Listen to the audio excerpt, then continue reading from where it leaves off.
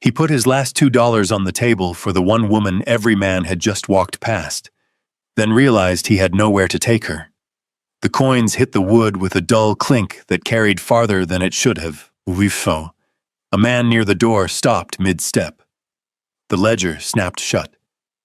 Elijah didn't look at anyone, just at the tall woman beside the empty line, her hands still, her eyes already on him. Dust drifted through the doorway, slow and quiet. No one spoke, not even her. And then she asked, "Where are we going? Tell me, would you have stayed or kept walking?"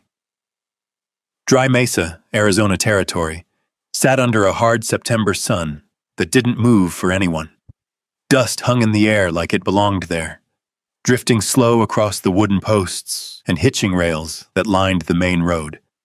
The kind of town a man passed through without planning to remember. They called it a social arrangement day. There was a table set up near the general store, a ledger open, a man in a vest writing names in careful strokes. Women stood in a line beside it, not close together, each one leaving space as if space might give them a better chance of being seen. Men came and went. Some took their time, some didn't. A look, a question, a nod. Then they walked away with someone beside them, boots kicking up dust as they headed toward wagons or horses waiting down the road.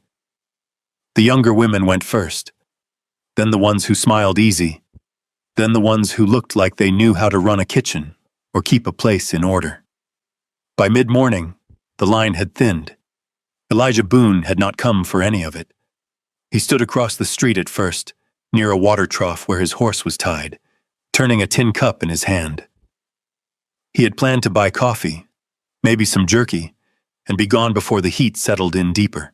New Mexico was still a long ride, and the job waiting there might already belong to another man by the time he arrived. He didn't cross the street until later. Didn't know why he did. Maybe it was the quiet. Not the kind you hear, but the kind you notice when everything else has noise to it. Voices, boots, the scratch of pen on paper, and then something that didn't belong to any of it. She was at the end of the line, tall enough that she stood out without trying. Taller than most of the women who had already been chosen. Taller than a few of the men still standing around pretending they weren't watching.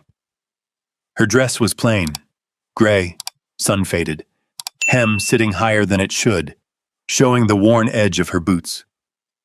It had been let out once,